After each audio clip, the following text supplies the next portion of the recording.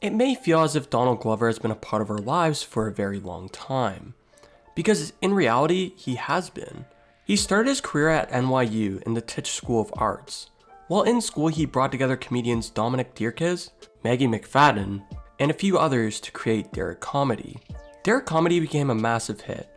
These short videos featured the team creating satire commercials to Mad TV-like sketches.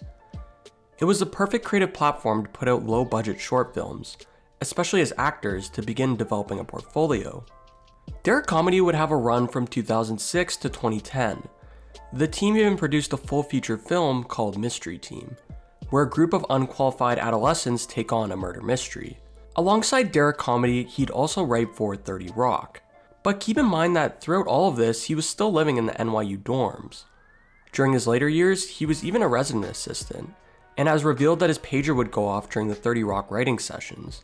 But during all of this, there was a parallel side that many of us, even at the time, were unaware of.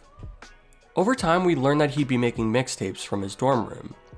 By the time 2009 hit, he had 9 mixtapes put out, specifically under the name MC DJ, which is his current publishing company name. When an artist begins their career as an actor, we get to see so much more of them. We create a parasocial relationship with them, which is why once he joined Community, we began to experience the real side of Donald Glover. The way that his character Troy in the show developed felt very real. He began as a selfish jock who did everything to impress others. Throughout the show, he discovers his deep down persona of being a sensitive nerd, which was brought out by befriending Abed. This sensitive nerd personality was essentially who Donald Glover really is. It's the same person we saw in the skits of Derek Comedy. Community was such a great show. It ran for years, and Glover was there since the first season after leaving 30 Rock in 2009. But by the time the 5th season came around, he dropped his episode appearances from 13 to 5, to work on Because of the Internet, and to begin the early stages of his own show, Atlanta FX. At this point, we began to start seeing a trend. Take a look at Derek Comedy. It ended before it could sizzle out. We weren't left with a goodbye or anything, just a final upload from 11 years ago. When it came to 30 Rock, his dream job at the time, he left it at its peak as well. He references his departure on We Ain't Them off his mixtape, Royal, stating that I sent a long text message to my mom and pop. I got the same speech when I left 30 Rock. My mom's like, why'd you want to leave a good job? My dad's like, do your thing, boy, don't stop. So why does Donald Glover always leave things before they can actually sizzle out? Well, Donald Glover loves endings. He thinks that they're important to progress. I think if a lot of things had death clauses in them, we wouldn't have a lot of problems in this world. So I think endings are good because they force things to get better. In 2013, he posted an open letter to Instagram, addressing the ending of his role in Community in the blinded leap into his future. Throughout these notes, he states that he's afraid of the future, his show failing, and how he hates that people can say anything. He hates caring what people think, and he's afraid he'll regret this. Concluding with saying that he didn't leave Community to rap. He doesn't want to rap. He just wants to be on his own. And it's not that he's giving up or that he's scared. He's embracing and ending this chapter to inhibit growth throughout his journey. Finishing the note with, you're always allowed to grow up if you want. And like how he sabotaged his career with 30 Rock, he did the same with Community. All good things must come to an end for growth. When we think of an artist's character, we often base it on what they're most known for. Gambino's general audience found him from 3005, Redbone, and This Is America. But what many people overlook is Gambino's foundation, what the name initially meant to him, or in other words, the 9 mixtapes that set him up to be a rapper. The idea of Childish Gambino was that he was a YouTube comedy rapper, and a nerd to most of his original audience. When viewing it in this perspective, his choice for moving on from rap, or his Childish Gambino moniker, appears to be a bit more than a short-sighted move. Childish Gambino to the core married zaniness with crude but neatly crafted punchlines. He merged alt-rock tracks such as Sleigh Bells and Grizzly Bear in his own nerdy style. But in present day, these mixtapes have become inconsequential to his career. The inclination of these one-liners in his tracks was to garner laughs of awkwardness synonymous to his stand-up performances. This work is simply a far cry of the art that he wants to create today. It almost seems like writing music versus comedy had nothing but a blurred line at the birth of the Childish Gambino moniker. I mean, it did work, but since the creation of his persona, he's transitioned greatly from using comedy as a forefront to an undertone. Which is fair since the stage name has been active for over a decade now. But as listeners, we can't help but listen to these pieces because they're so accessible. Gambino actually had his own take on the judgment of his old music, specifically stating, "It's funny how I see people reviewing music I made 6 years ago. I guess with the internet, everything is just readily available. With older artists, the stuff that they make in their garage, you'd have to be their mom to find it." This is why we saw such a poor reception of his debut album, Camp. This exact style that I was speaking about oozed into the album, hence the infamous 1.6 rating that it was granted by Pitchfork. But these creative ideas eventually became rehosted into healthier vessels. As his role in Community ended, that year he dropped because of the internet, along with a 74-page script to follow along with the album. Like stated before, he didn't want to rap, but rather do something on his own. That's what this album was all about. It came with a short film and a tour where the audience could even control the show like it's a video game, which was used in the trailer of his album. Although not the best animation, it was still extremely impressive because it was all done by him. Ultimately, because of the internet marked the beginning of Gambino's tendency to subvert the traditional model of releasing content. This album overturned the view of him being an ambitious dreamer to the status of the master craftsman that he holds today.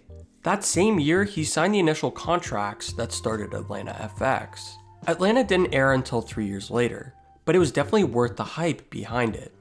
He wanted to help produce, write, and star in the show.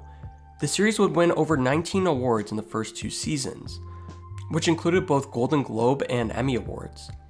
His Emmy Award for Outstanding Directing for a comedy series was the first ever awarded to an African American. The jump that he made was clearly worth it. But past any of the awards, it was worth it because Atlanta was his own. The show brings us through the social and economic issues touching on race, relationships, poverty, status, and parenthood. It was way past the expression that he was able to give throughout his career in music. There was also much greater expression in film.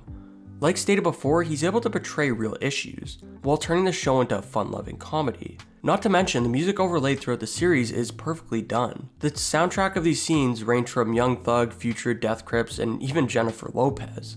It feels even better hearing this well-curated music, knowing that it's creatively directed by him.